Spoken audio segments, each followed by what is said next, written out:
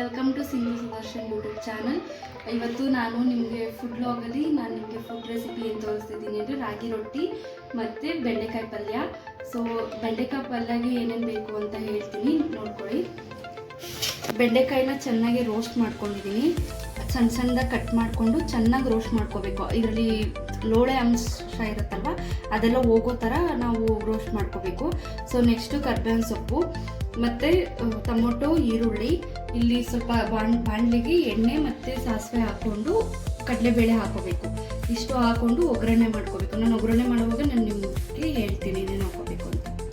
ರಾಗಿ ರೊಟ್ಟಿ ಅಂದರೆ ನಾನು ತಟ್ಟೋ ರೊಟ್ಟಿ ಮಾಡ್ತಾಯಿಲ್ಲ. ಸೊ ಇದನ್ನು ಮಿಕ್ಸಿಯಲ್ಲಿ ಸ್ವಲ್ಪ ರುಬ್ಕೊಂಡ್ಬಿಟ್ಟು ದೋಸೆ ಥರ ಹಂಚ ಮೇಲೆ ಸೌಟಲ್ಲಿ ಉಯ್ಯೋ ಥರ ರೊಟ್ಟಿ ಮಾಡ್ತಾಯಿದ್ದೀನಿ.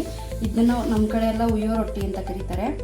ಸೊ ಅದಕ್ಕೆ ಒಂದು ಸ್ವಲ್ಪ ನೀರಿಗೆ ರಾಗಿ ಹಿಟ್ಟನ್ನ ಹಾಕ್ಬಿಟ್ಟು ಕಲಿಸ್ಕೋಬೇಕು.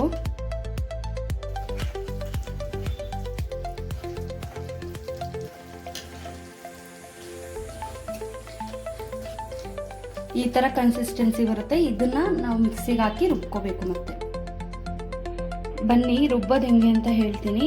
ರುಬ್ಬೋದಕ್ಕೆ ಇದನ್ನೇನು ಕಲಿಸ್ಕೊಂಡಿರ್ತೀವಲ್ವ, ಇದು ಪೂರ್ತಿಯಾಗಿ ಮಿಕ್ಸಿ ಜಾರ್ಗೆ ಹಾಕೋಬೇಕು.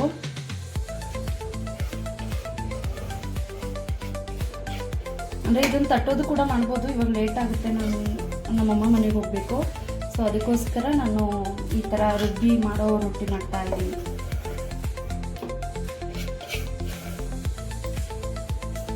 ಈ ಥರ ಕನ್ಸಿಸ್ಟೆನ್ಸಿ ಬರೋ ಥರ ರುಬ್ಕೋಬೇಕು. ಇವಾಗ ಇದಕ್ಕೆ ಹಾಕ್ಕೊಂಡು ಸ್ವಲ್ಪ ಸಾಲ್ಟ್ ಹಾಕ್ಕೊಂಡು ಮಿಕ್ಸ್ ಮಾಡ್ಕೋತೀನಿ ನಾನು.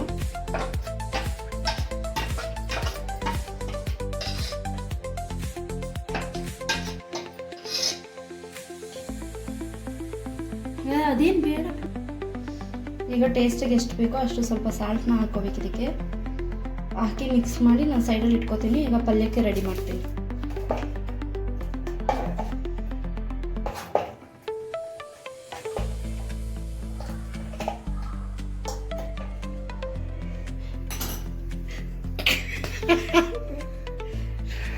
ಈಗ ಎಣ್ಣೆ ಕಾದಿದೆ, ಸಾಸಿವೆ ಹಾಕ್ತಾ ಇದ್ದೀನಿ.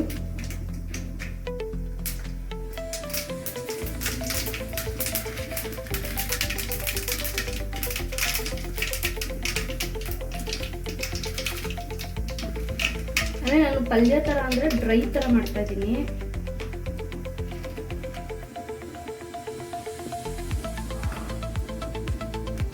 ಅದು ಸಾಸಿವೆ ಸಿಡಿತು.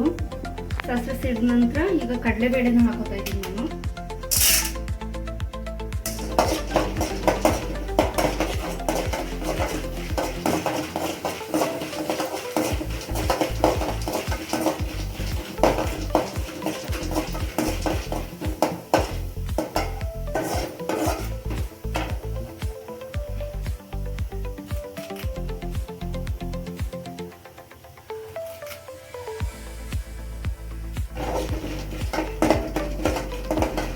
ಇದಾದ ನಂತರ ಕರಿಬೇವು, ಇದಕ್ಕೆ ಈರುಳ್ಳಿ,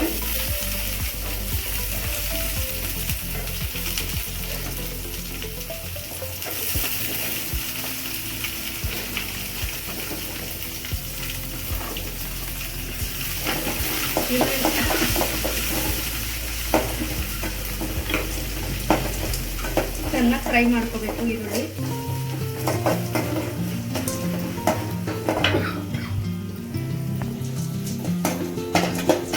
ಇನ್ನು ಸ್ವಲ್ಪ ದಿನ ನಾವು ಮನೆ ಚೇಂಜ್ ಮಾಡಬೇಕು. ಇಲ್ಲಿ ವೆಂಟಿಲೇಷನ್ ಎಲ್ಲ ತುಂಬ ಪ್ರಾಬ್ಲಮ್ ಇದೆ. ಒಂದು ಎಕ್ಸಿಟ್ ಫ್ಯಾನ್ ಇಲ್ಲ, ಏನಿಲ್ಲ. ವಿಂಡೋ ಕೊಟ್ಟಿದ್ದಾರೆ, ಬಟ್ ಏನಂದರೆ ಸರಿಯಾಗಿ ಗಾಳಿ ಹೋಗಲ್ಲ. ಕೆಳಗಡೆನೇ ಬಟ್ಟೆ ಒಣಗಾಕೋಬೇಕು. ಇದೆಲ್ಲ ಸ್ವಲ್ಪ ಪ್ರಾಬ್ಲಮ್ ಇದೆ. ಸ್ವಲ್ಪ ದಿನ ಅಡ್ಜಸ್ಟ್ ಮಾಡ್ಕೊಳ್ಳಿ.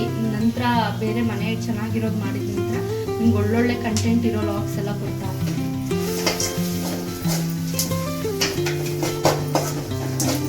ಈರುಳ್ಳಿ ಫ್ರೈ ಆಗಿದೆ, ಟೊಮೊಟೊನ ಸೇರಿಸ್ಕೊತಾ ಇದ್ದೀನಿ.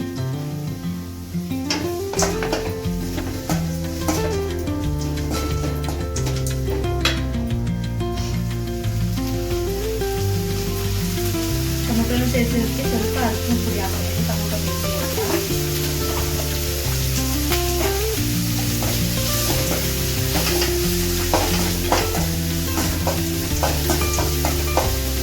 ಇನ್ನೊಂದು ಕಡೆ ನೋಡ್ಬೋದು, ಇದನ್ನ ನಾನು ಕಾಯ್ಲಿಕ್ಕೆ ಇಟ್ಟಿದ್ದೀನಿ, ಯಾಕಂದರೆ ಸ್ವಲ್ಪ ರೊಟ್ಟಿ ಬೇಗ ಆಗಲಿ ಅನ್ನೋ ಕಾರಣಕ್ಕೆ.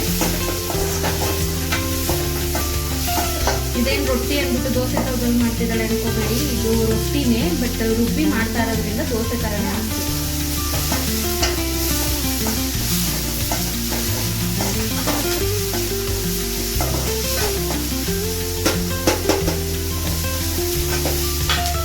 ಇದು ಹಂಚ್ಕಾಗಿದೆ, ಜೊತೆಗೆ ಅಲ್ಲಿ ಪಕ್ಕದಲ್ಲಿ ರೊಟ್ಟಿನ ಹಾಕೊಂಡಿರೋಣ.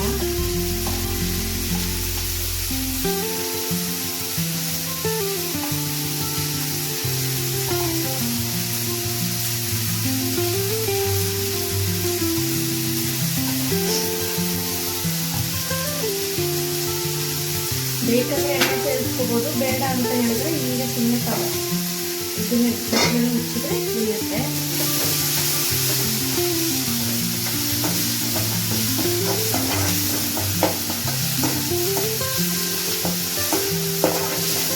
ಈ ಥರ ಪಲ್ಯ ಒಂದ್ಸಲಿ ಮಾಡ್ಕೊಳ್ಳಿ ನೀವು, ಚಪಾತಿಗೆ, ರೊಟ್ಟಿಗೆ, ದೋಸೆಗೆ ಎಲ್ಲದಕ್ಕೂ ತುಂಬ ಚೆನ್ನಾಗಿರುತ್ತೆ. ಒಳ್ಳೆ ಕಾಂಬಿನೇಷನ್ ಇದು. ಒಂದ್ಸಲಿ ನೀವೇ ಮಾಡ್ಕೊಂಡ್ರೆ ಒಂದ್ಸಲಿ ನಿಮಗೆ ತುಂಬ ಇಷ್ಟ ಆಗುತ್ತೆ. ನೋಡ್ಬೋದು ರೊಟ್ಟಿ ಯಾವ ಥರ ಬೆಂದಿದೆ ಅಂತ. ಈ ಥರ ತಿರ್ವಾಕೋಬೇಕಾಗುತ್ತೆ.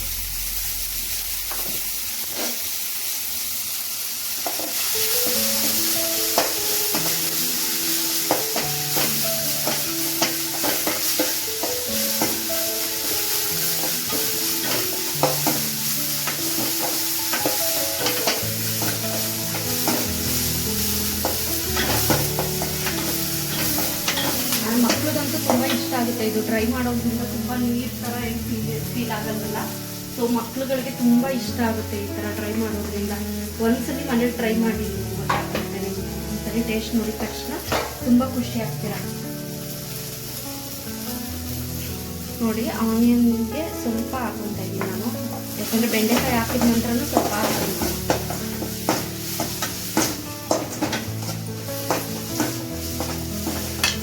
ಕೆಲವು ಮಕ್ಳಿಗೆ ಅದು ಲೋಪಳೆ ಆ ಥರ ಇರೋದ್ರಿಂದ ಇಷ್ಟ ಆಗಲ್ಲ, ಒಂಥರ ಬಾಯಲ್ಲಿ ಒಂಥರ ಅನ್ನಿಸ್ತಾ ಇರುತ್ತೆ. ಬಟ್ ಇವಾಗ ನಾನು ಓದಿದ್ದೀನಲ್ವಾ, ಆ ಟೈಪಲ್ಲಿ ನೀವು ಹುರ್ಕೊಂಡ್ರೆ ಫುಲ್ ರೋಸ್ಟ್ ಮಾಡಿ ಇಟ್ಕೊಳ್ಳೋದ್ರಿಂದ ಅದು ತುಂಬ ಇಷ್ಟ ಆಗುತ್ತೆ ಮಕ್ಳಿಗೆ.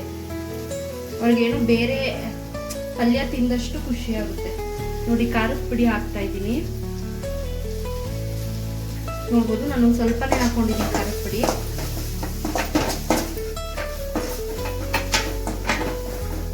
ಅಂದರೆ ನಿಮಗೆ ಎಷ್ಟು ಖಾರಕ್ಕೆ ಬೇಕೋ ಅಷ್ಟು ಹಾಕೋಬೋದು. ಇನ್ನೊಂಚೂರು ಬೇಕನ್ನಿಸ್ತಾ ಇದೆ, ಇನ್ನು ಸ್ವಲ್ಪ ಹಾಕೋತೀನಿ. ಸಾಕು. ನಂತರ ಅದು ಖಾರದ ಪುಡಿ ಸ್ವಲ್ಪ ಹಾಗೆ ಡ್ರೈಯಲ್ಲೇ ರೋಸ್ಟ್ ಆಗುತ್ತೆ. ಅದು ರೋಸ್ಟ್ ಆಗಿದ ನಂತರ ನಾನು ಬೆಂಡೆಕಾಯಿನ ಹಾಕಿ ಬಾಡಿಸ್ತೀನಿ. ಇದು ನೋಡ್ಬೋದು ನೀವು ರೊಟ್ಟಿ ಹಿಂಗೆ ಬೆಂದಿದೆ ಅಂತ. ತುಂಬ ಕ್ರಿಸ್ಪಿಯಾಗಿ ಸಾಫ್ಟ್ ಆಗಿರುತ್ತೆ, ಚೆನ್ನಾಗಿ ಆಗುತ್ತೆ ಇದು ರೊಟ್ಟಿ ಹೇಳ್ಬೇಕಂದ್ರೆ.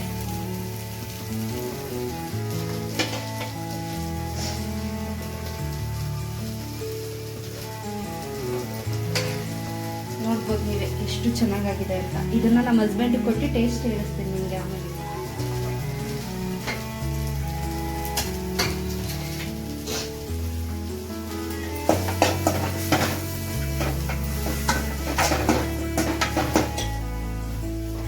ನಮ್ಮ ಹಸ್ಬೆಂಡ್ ಕಾಯ್ತಾ ಇದ್ದಾರೆ ತಿನ್ನಕ್ಕೆ ಅಂತ.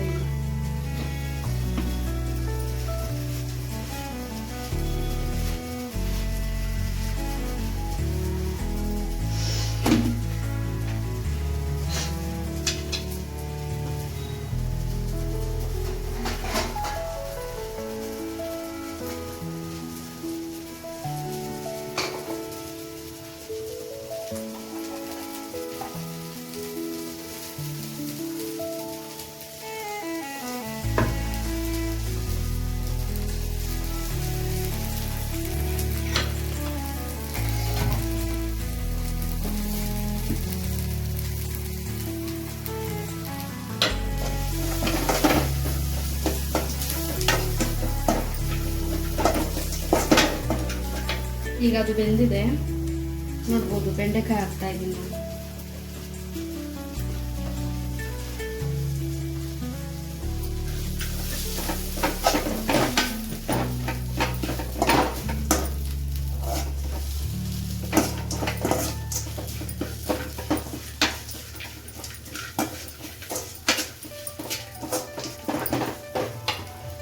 ನಾನು ಸಾಲ್ಟ್ ಆವಾಗಲೇ ಕಮ್ಮಿ ಹಾಕಿರೋದ್ರಿಂದ ಇನ್ನೊಂಚೂರು ಸಾಲ್ಟ್ ಹಾಕೋತೀನಿ ಅಷ್ಟೇ ಬೆಂಡೆಕಾಯಿಗೋಸ್ಕರ.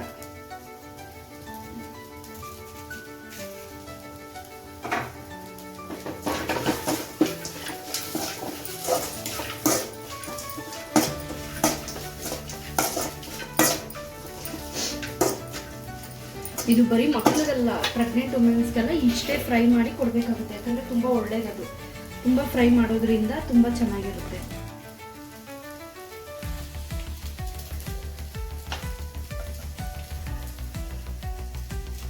ಲಾಸ್ಟಲ್ಲಿ ಸ್ವಲ್ಪ ಕೊತ್ತಂಬರಿ ಸೊಪ್ಪನ್ನ ಹಾಕೋತಾ ಇದ್ದೀನಿ.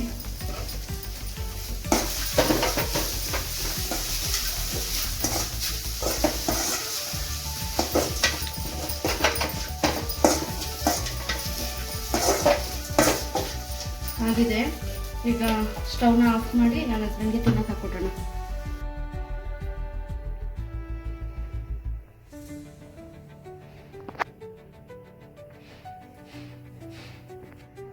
ತುಂಬ ಟೇಸ್ಟಿಯಾದ ಬೆಂಡೆಕಾಯಿ ಪಲ್ಯ ಮತ್ತು ರಾಗಿ ರೊಟ್ಟಿನ ಮಾಡ್ತಾ ಇದ್ದೀನಿ. ಟೇಸ್ಟಿ ಅಷ್ಟೇ ಅಲ್ಲ, ಹೆಲ್ತಿ ಕೂಡ. ಇದನ್ನ ಮಕ್ಳಿಗೂ ಕೊಡ್ಬೋದು, ಪ್ರೆಗ್ನೆಂಟ್ ವುಮೆನ್ಸ್ಗೂ ಕೊಡ್ಬೋದು, ನಾರ್ಮಲ್ ವಯಸ್ಸಾಗಿರೋರಿಗೆಲ್ಲ ಶುಗರ್ ಪೇಷಂಟ್ಸ್ ಇರ್ತಾರಲ್ಲ ಅವರೆಲ್ಲ ತುಂಬ ಚೆನ್ನಾಗಿ ಇದನ್ನು ತಿನ್ಬೋದು. ಮತ್ತು ಸಾಫ್ಟಾಗೂ ಇರುತ್ತೆ, ಮತ್ತು ಬೆಂಡೆಕಾಯಿ ಪಲ್ಯನೂ ಅಷ್ಟೇ ತುಂಬ ರುಚಿಯಾಗಿರುತ್ತೆ. ಒಂದ್ಸಲಿ ನೀವೆಲ್ಲ ಮಾಡ್ಕೊಂಡು ಮನೇಲಿ ಟ್ರೈ ಮಾಡಿ. ಇದೇ ಥರ ಹೆಲ್ತಿ ಫುಡ್ಸು ಬೇಕಂತ ಹೇಳಿದ್ರೆ ಕಮೆಂಟ್ ಸೆಕ್ಷನಲ್ಲಿ ಕಮೆಂಟ್ ಮಾಡಿ. ನಾನು ನಿಮಗೆ ಬೇರೆ ಬೇರೆ ಥರದ್ದು ಹೆಲ್ತಿ ಫುಡ್ನ ಮಾಡಿ ತೋರಿಸ್ತೀನಿ. ಇದೊಂದೇ ಅಲ್ಲ, ಬೇರೆ ಬೇರೆ ಥರ ಹೆಲ್ತಿ ಶುಗರ್ ಪೇಷಂಟ್ಸ್ಗೆ ಇರ್ಬೋದು, ಬೇರೆ ಪ್ರೆಗ್ನೆಂಟ್ ವುಮೆನ್ಸ್ಗೆ ಇರ್ಬೋದು, ಯಾವ ಥರ ಹೆಲ್ತಿ ತಿಂದರೆ ಯಾವ ಥರ ಇರುತ್ತೆ ಅನ್ನೋದನ್ನು ನೀವು ತಿಳ್ಕೊಬೋದು ನಮ್ಮ ಕಡೆಯಿಂದ. ಸೊ ಇದೇ ಥರ ನಮ್ಮ ಪ್ರೀತಿಯಿಂದ ಪ್ರೋತ್ಸಾಹ ಮಾಡಿ ಸಿಂಧು ಸುದರ್ಶನ್ ವ್ಲಾಗ್ಸ್ನ ಫಾಲೋ ಮಾಡಿ, ಲೈಕ್ ಮಾಡಿ, ಸಬ್ಸ್ಕ್ರೈಬ್ ಮಾಡಿ, ಶೇರ್ ಮಾಡಿ ಎಲ್ಲರಿಗೂ. ಇದೇ ಥರ ವ್ಲಾಗ್ಸ್ನ ನಾವು ನಿಮಗೆ ಕಂಟಿನ್ಯೂಸ್ ಆಗಿ ಕೊಡ್ತಾ ಇರ್ತೀವಿ. Thank you so much.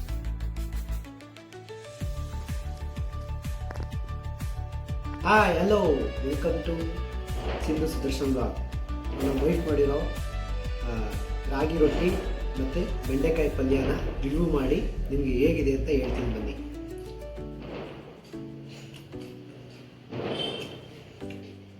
Honest review ಕೊಡಿ. ಆನೆಸ್ಟಾಗಿ ಕೊಡ್ತಾ ಇದ್ದೀನಿ. ಇರಿ ಇನ್ನೂ ಟೇಸ್ಟ್ ಸಿಕ್ಕಿಲ್ಲ. ಟೇಸ್ಟ್ ಸಿಕ್ಕಿದ ತಕ್ಷಣ ಹೇಳ್ತೀನಿ.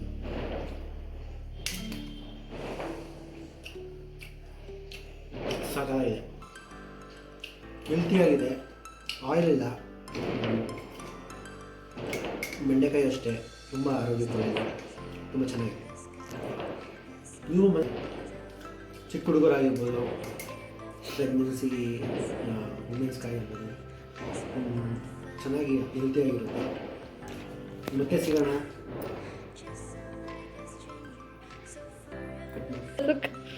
ಮತ್ತೆ ಸಿಗೋಣ. ನೆಕ್ಸ್ಟು ನೀವು ಯಾವುದು ಕಮೆಂಟ್ ಮಾಡ್ತೀರಾ, ಇಲ್ಲ ನಾವೇ ಮಾಡ್ತೀವಿ. ನೆಕ್ಸ್ಟು ಯಾವುದು ಹೆಲ್ತಿಯಾಗಿ ಫುಡ್ ಇದೆಯೋ ನಾವು ಹುಡ್ಕೊಂಡು ವಿಡಿಯೋ ಮಾಡ್ತೀವಿ.